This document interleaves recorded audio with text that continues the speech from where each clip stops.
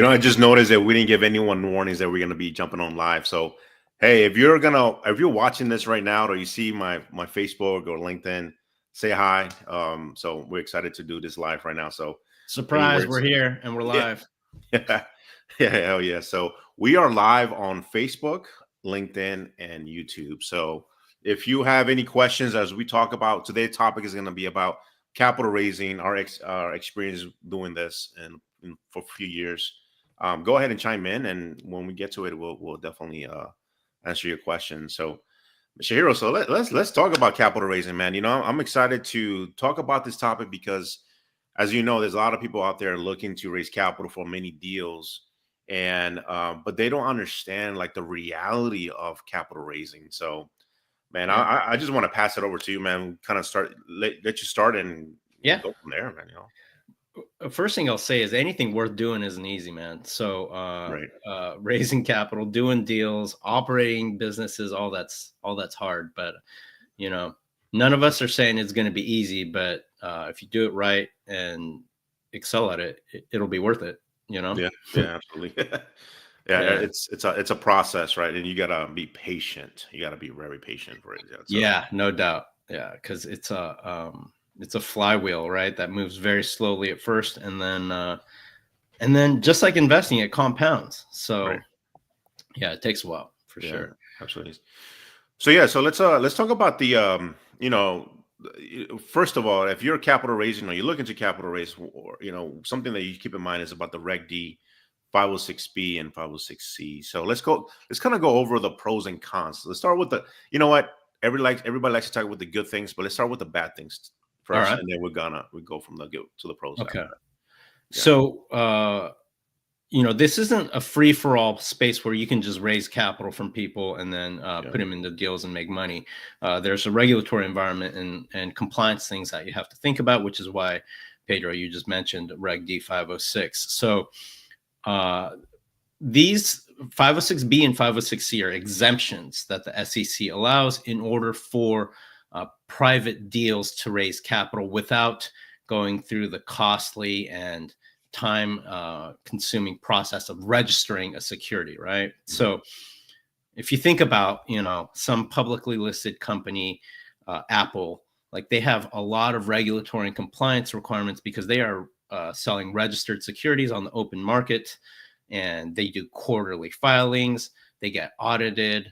Like there's a lot that goes into that. And uh, if Pedro is raising, $750,000 for a private offering of a business or something, mhm, like, you know, neither you nor the developer or anybody has the funds or the time to be able to go through what a publicly traded company does to list their stuff. right, So what do? We operate under these exemptions. So 506B is going to say we're going to uh, limit our pool of investors, capital providers, to people who are within our known network. So we have a pre-existing substantive relationship with somebody. So they're a friend, they're a coworker, they're somebody who we've been talking to over the last 6 months about, hey, I'm raising capital for such and such deal. It's going to go live in June. Um, are you, if you're right, interested, let's talk about it when that deal is going to go live. So yeah. that's 506B. Yeah. What do you have any comments on that? Yeah, definitely it's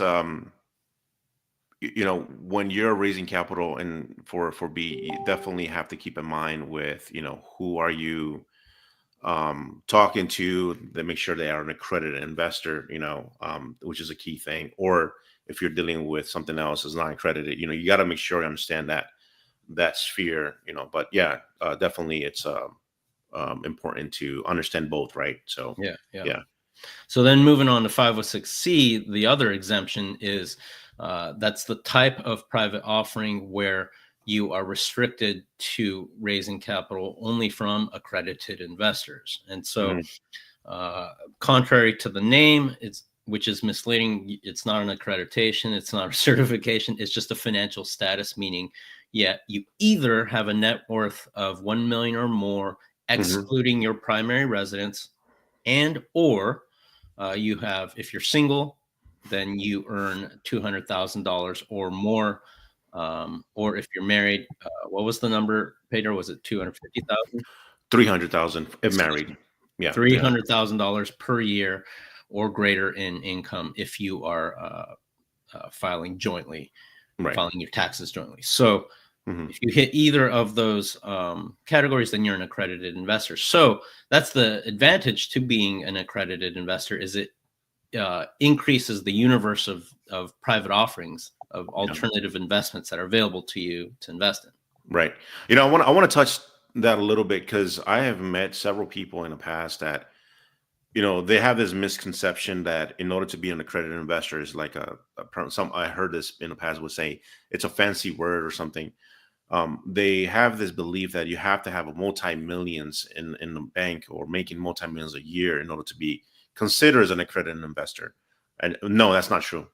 So there's many people that make 200,000 or combine 300,000 with their spouse, and that really, you fall in that criteria. So where you can start looking into alts, either investing with a private equity firm or working with a syndication fund looking to acquire a multifamily unit, so Yeah, as an example. So yeah. yeah, absolutely. And that million in net worth, again, it has to exclude your primary residence, but that doesn't mean that 1 million is liquid.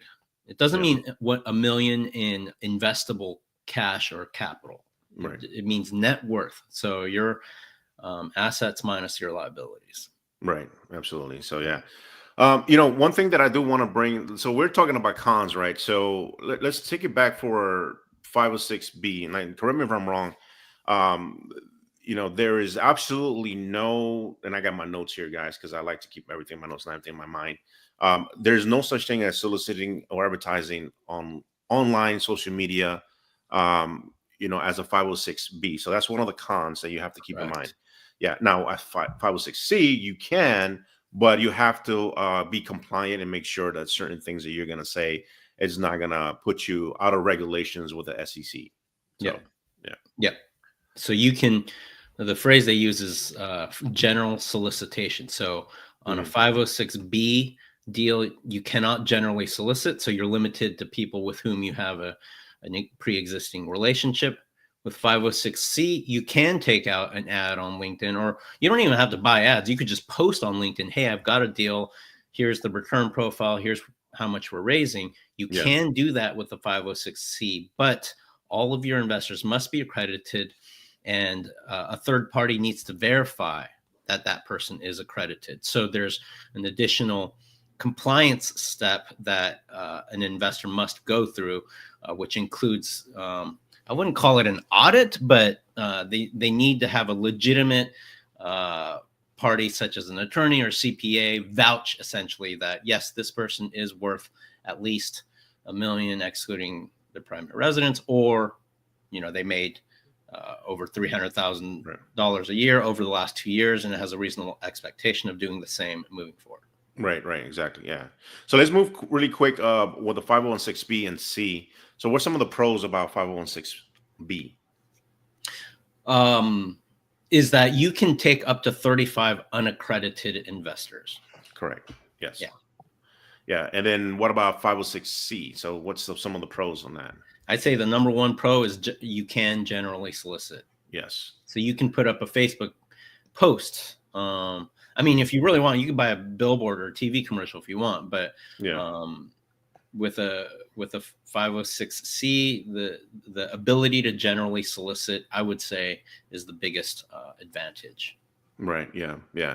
And so that's kind of where, so be careful if you are raising capital for your fund or whatever, make sure you understand this because you can get shut down pretty fast on this. Right. But yeah. All right. So let's move on to another question. So just so you guys can know, we have 5 questions that we're going to be talking to, answering each other.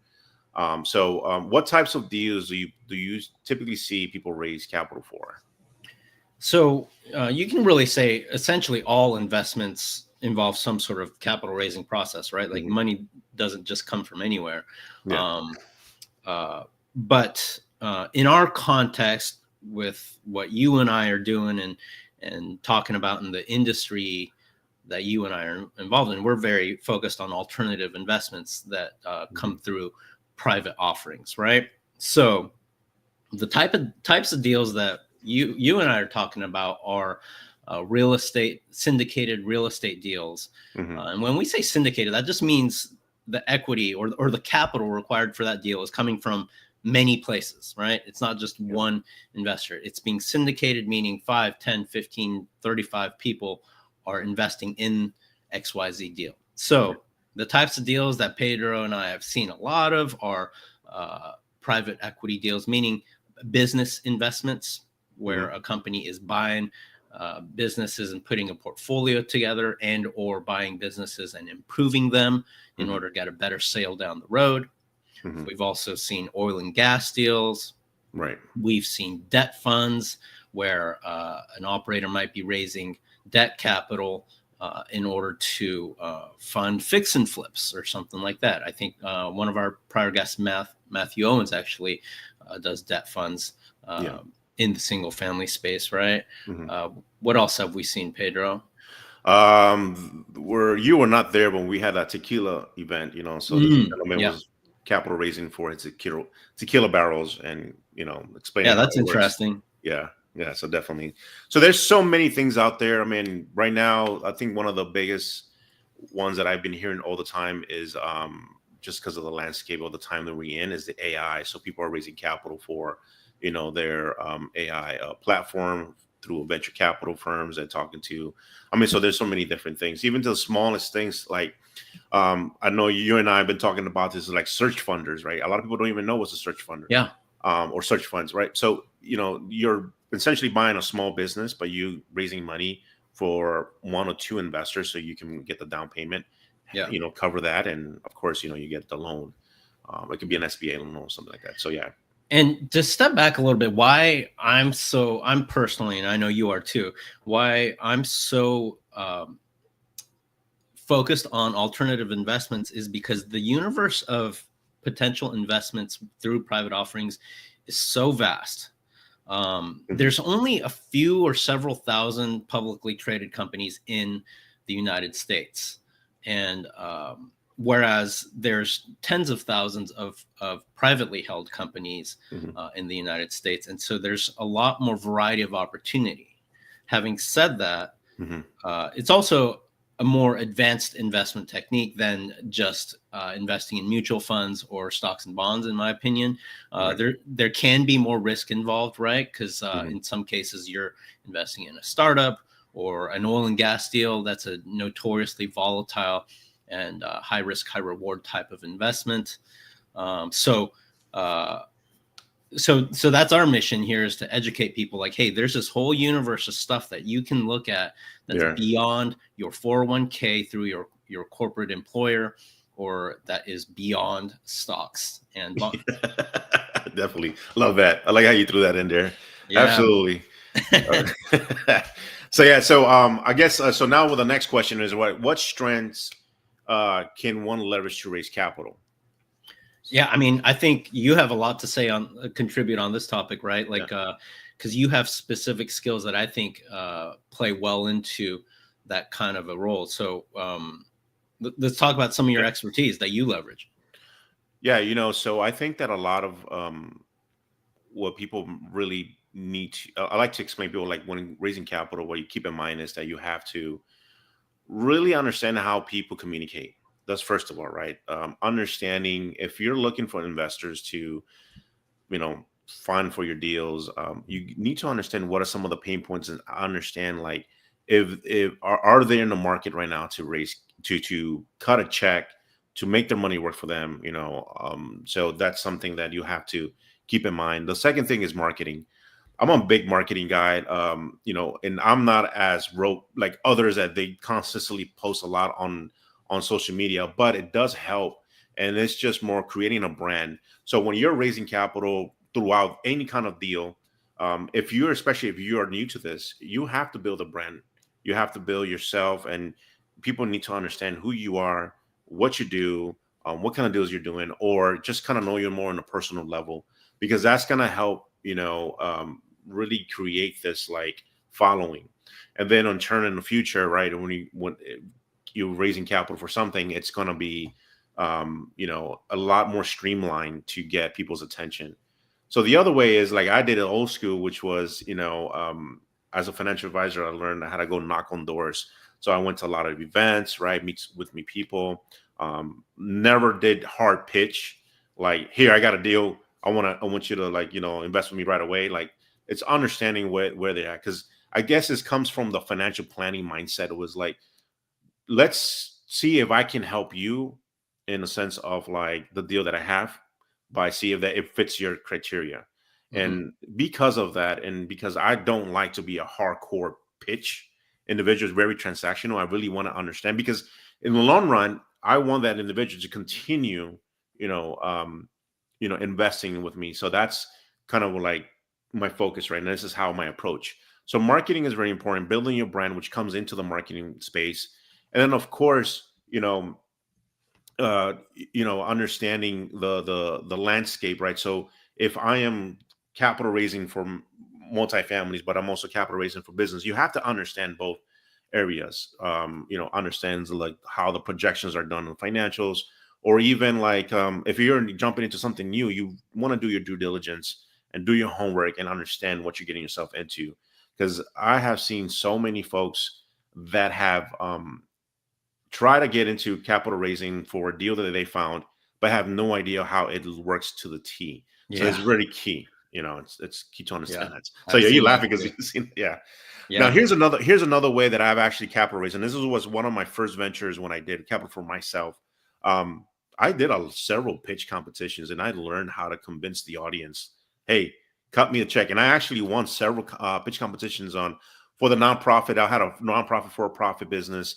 We were raising money for affordable housing for veterans, an apartment, and I was ready to raise 12 million. And I learned through the stumbling that I'd done in the past, pitching, that Hmm. I got really good at it, and I nailed my elevator pitch, and it was so much streamlined. So actually, when people ask me like, "What are you doing?" or if I meet an investor, "What are you guys doing?" I immediately go to the point, and they'll be like, "All right, let's talk more about it." And if they say that, man, it's game on for me. So, Yeah. but yeah, One thing I'll add that you didn't touch on is I think you have a good understanding of like the tools required, right? So, yeah, for example, we're on the StreamYard platform, or you have a good technical understanding of like CRMs, the marketing tools that yeah, are required. Uh, and then we also use like a little bit of AI technology, right, in terms of video editing and things like that. So yes. I think you have a good amount of expertise in that area as well, which is not specific to capital raising, but certainly helps. It's really Mhm. more just general leveraging technology, being good at marketing, being good at communications. Yeah, absolutely. The whole business, and I guess you can say as an investors relations, right? That has changed. You want to use tools that's going to make your capital raising or outreach, right? Like following a lot more streamlined, because it is a lot of work. It's a lot. You're talking to a lot of people. You forget, even if you're taking notes, like you forget who you talked to the last week if you're meeting so many investors or so many people or meeting people at events. So yeah, all these things help, putting content out there, using AI to streamline and make it a little bit more quicker to edit your videos. Yeah. Those are the things that are really important. It's not just talking to people. That was the past. That was a long time ago. Now we want to use all these tools to make everything a lot more streamlined. So Yeah. yeah, The last thing I'll add before I move on to the next topic yeah, is you said don't be transactional, right? And yeah, that very much resonates with me. What I look at, or the way I interpret the act of raising capital is you're being a matchmaker. Ideally, hmm, you're making a match between an investor and whatever you're trying to raise capital for, right? But all day, every day, like I make matches between. Okay, perfect example. Yesterday, I'm talking to a gentleman who I went to business school with. He's done very well for himself. He's the COO of a company, hmm, and he's looking into potentially buying a med spa. And I don't know anything about med spas. And you know, I would love for him to invest with me, but like, Mhm. he's interested in med spas. So what am I doing right now? Like I'm trying to get him connected with a physician who has built med spas, because I just want to be Mhm. helpful to this guy, right? And so I try to put good karma into the world, so that hopefully, in the future it comes back to me. Maybe he'll invest with me in the future. Maybe he won't. Yeah. But maybe he'll make a connection for me in the future because I helped him today. You know, Right. Yeah. Yeah. yeah, It's creating, providing value, yeah, even yeah, if you're not. exactly. Yeah. Absolutely. No, Yeah, I definitely like that. Yeah. So yeah. So the next question is, what are the risks of raising capital? There's so many. So yeah. yeah. The first that comes to mind is, and this is in the context of if you are raising capital for somebody who's an operator. So, Mhm. again, there's a lot of compliance things there, well beyond what we've talked about in this brief conversation, Mhm. in order to even do such a thing. But assuming you're on top of that, then one of the first risks that comes to my mind is you're not if you've created a fund of funds to invest in some sort of vehicle in some venture, then you're not in operational you don't have operational control, right? Mhm. You're in the back of the bus, not the front of the bus driving it. And so uh, you've risked your own reputation, your own finances, and then of course the funds of your investors, and that's all being placed into the care and stewardship of a third party. So that's a Right. lot of risk. Like if that deal Yeah. goes sideways, then your investors take the hit, you take the hit, and Mhm. you never had control over how that deal was being operated. And Right. so that's a big risk. Right. Yeah. Another one too is let's say if you're an internal, you work for a company, right? It can hinder the reputation of the firm that is raising the capital. But you know what popped in my mind, and this is interesting. So the proper title, I guess you can say, is investors relations, right? And the public companies, right? That's the proper term or the proper job title. And a while back, I was looking at GameStop. They actually looking for an investors relations position, be the director of investor relations. And I had to Hmm. think about what GameStop went through, and Hmm. then now they have to speak to all the stakeholders, right? Like Yeah. all the damages that was done. Like you try to convince all the stakeholders, like, hey, don't take your money. This is our Yeah. plan. So Yeah. yeah, it's really important. If you're gonna be in that world, you have to understand a little bit of politics, a little bit of like convincing and making sure you're working with the firm or the company that you're with, understanding like what is the best approach, incentives you can give for your your stakeholders in case of the company, the deal goes south, right? So Yeah. there's a lot to keep in mind, so Yeah. absolutely. All right, so the next question, the last question is, which is more difficult, raising capital or finding deals? Whew, man, like I said, it just depends how the weather is, so this year, I know that you and I talked about this and a couple other friends, right? Like, it's been difficult raising capital, in different sectors, right? It can be multifamily, even niches within the real estate, which is like RV park storage. There's other guys that are looking to do small, tiny houses. Some of them are having some difficulties talking to some of the friends. Then you got the business, right? Now, business has been, and I'm talking about small business acquisitions. This has become a trend for the past couple years, and I'm sure you heard of this. It's been a little bit more streamlined, and when I say stream, it's not easier. It's like more, a little bit like people are more willing to say yes, but doesn't mean they're going to cut the check. But um, people are looking at small businesses. So right now, I think it's like cash flowing small businesses. Investors are more interested to invest because, hey, they know that as soon as they acquire the business, they're gonna start getting their dividends check, right? Mhm. So I don't know what you would think, man. So I love Howard Marks's book, The Most Important Thing, and Hmm. that is the hands down the best investment book I've ever read. And one of the many brilliant things he talks about is the pendulum Hmm. swinging. It never stops swinging, and so it's going to swing between fear and greed, Right. and you never know exactly where it is, but you can feel or sense that right here, right now, late January 2025, at least, or let's say in commercial real estate, Hmm. it's full on in fear. In stocks, in public equities, it's full on greed right now, and so Yeah. you can just get a gut feeling of that just through superficially keeping up with the news and such. And so that concept of the pendulum very much applies here when a asset class or the entire investor philosophy just in general is heavy on fear, then raising capital is going to be harder and it's going to be easier to find deals. Yeah. Um, and then that will flip again. And so that concept is it honestly, it changed my life when I read that book, Hmm. because he's so on point with that. So right now, it depends on what asset class you're talking about, but multifamily. I was just talking to Johnny this morning, Pedro. Yeah. Our very good friend and partner Johnny Dow. Shout out if you're watching. But yeah, we were just talking about multifamily deals. Yeah, yet another one that is probably facing a major or complete wipeout of equity. Yeah. So it's tough out there in certain asset classes, but it's not real estate altogether.